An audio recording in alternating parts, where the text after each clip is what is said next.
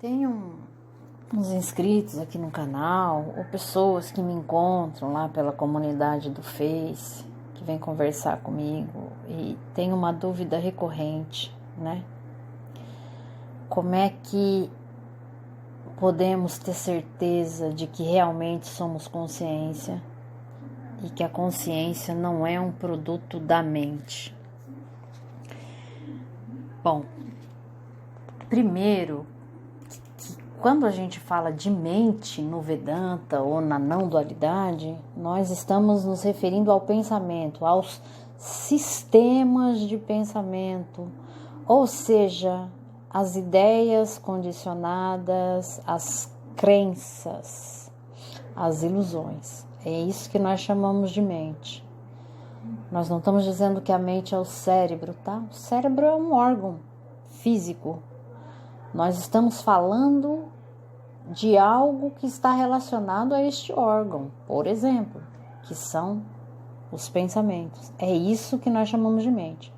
Então, o primeiro ponto é diferenciar isso, né? Quando a gente fala de mente, mente para nós é sinônimo de pensamento, sistemas de pensamento, construções de verdades.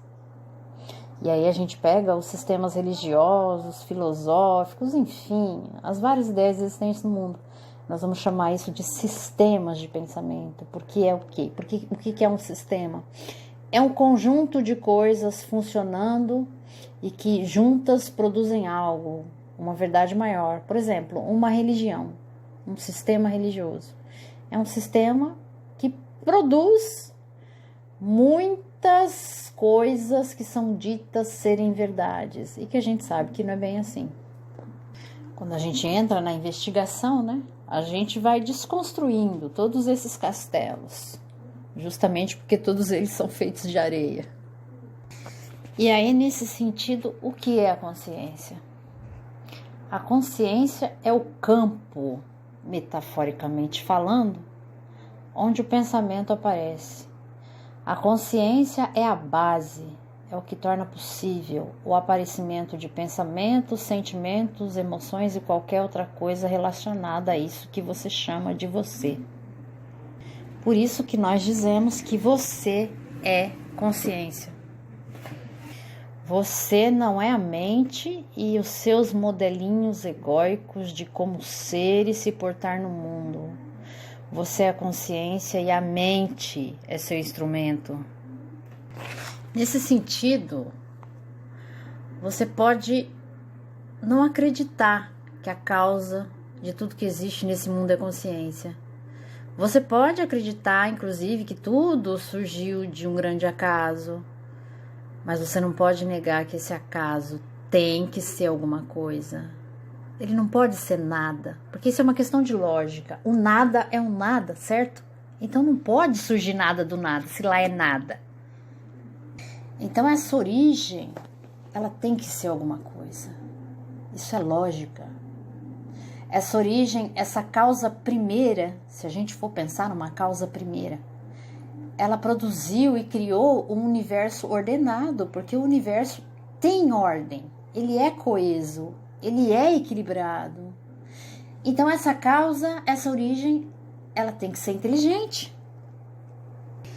Aí a pergunta, pode existir inteligência sem consciência? Pode existir algum objeto sem nenhuma consciência para vê-lo, percebê-lo? Eu não estou falando da sua consciência individual, eu estou falando da consciência como um todo. Quem vai poder afirmar ou negar que o objeto existe se não houve uma consciência para vê-lo? Veja, mesmo para afirmar que um objeto pode existir sem consciência, é preciso uma consciência afirmando isso. Sem uma consciência para ver e pensar sobre o universo, o mundo não existe. Porque para afirmar ou negar a existência do universo ou de qualquer outra coisa, é preciso uma consciência. É preciso uma consciência que observe, analise, chegue a uma conclusão. Então, quem é você? O que somos nós? Veja que qualquer que seja a sua resposta, ela virá de uma consciência aí que observa, analisa e conclui. Mesmo que você diga que não é consciência, a sua resposta só será possível por causa da sua consciência. Em outras palavras, a causa da sua resposta, seja ela qual for, é e sempre será a consciência presente em você. Então, quando a gente vai falar de mundo, de origem, de cosmogênese, do que sou eu, não importa quais sejam as divergências ou convergências, as opiniões pró ou contra. O fato incontestável é que, seja qual for a verdade, ela só pode aparecer se houver consciência. Do mesmo modo, seja qual for a mentira, ela só pode aparecer se houver consciência. Sem consciência não poderia haver nada, porque não haveria nada para ser pensado e percebido. Afinal, não tem nada percebendo. Então, de fato, nós podemos não saber qual a nossa origem, a origem do universo, mas uma coisa incontestável, sem consciência, nada disso seria possível. Nem o saber, nem o não saber. Sem consciência, não pensamos, não falamos, não opinamos. Por quê? Porque se não houver percebimento, não há pensamento, menos ainda opinião. Então, tudo que vemos, dizemos, concluímos tem por base essa consciência comum em nós, que é igual em mim, em você, em todo mundo. Por isso que é dito que ela é impessoal. Nós podemos, inclusive, até dizer que não somos consciência. Mas veja que sem consciência, você não tem como dizer que não é consciência. É uma questão lógica. Sem consciência, você não afirma e nem nega nada. Aliás, sem consciência, você nem existiria. Porque você não seria capaz de perceber a sua própria existência. Você existe, sim. E por que você existe?